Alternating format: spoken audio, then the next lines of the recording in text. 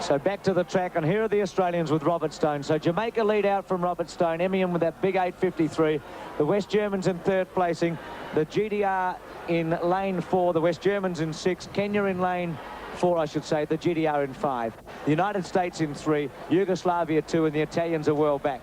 Stone's on a pretty good first leg. He's moved up on the Jamaicans, but Karaulić has had a huge first leg for the GDR, and Everett's done the same for the United States. They've caught the Kenyans. Now Stone goes to Minahan, and the Germans are away now. Muller is running the second leg, and running the second leg for the United States is Franks.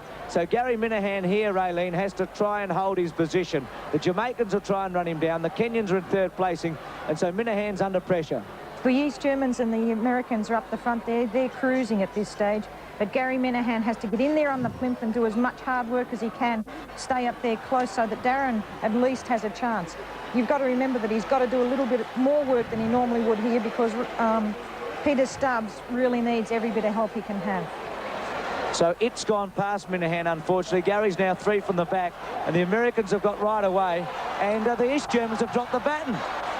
They dropped the baton. Yes, they have. The East Germans are out of it.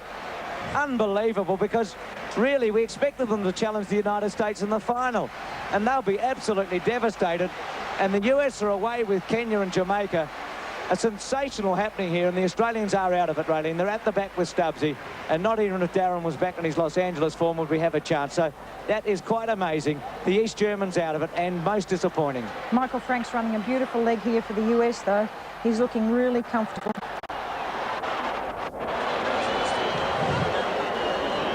So Franks brings them into the straight.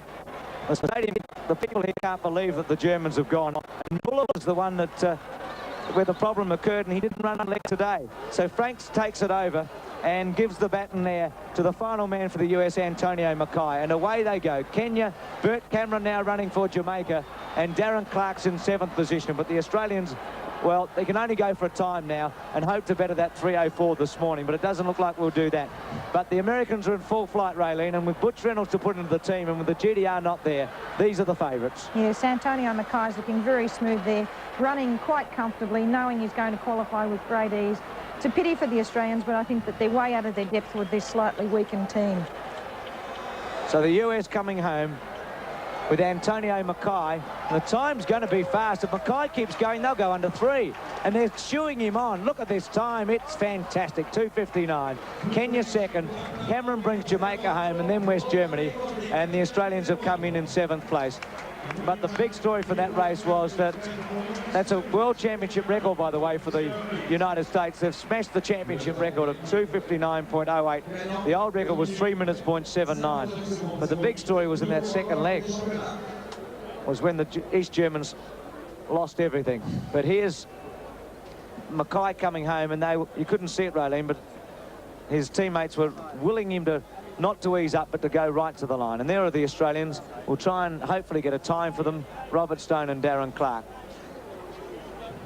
Great running by Antonio McKay here, the Olympic bronze medalist. He's looking very smooth. There's one of his teammates, Edgar.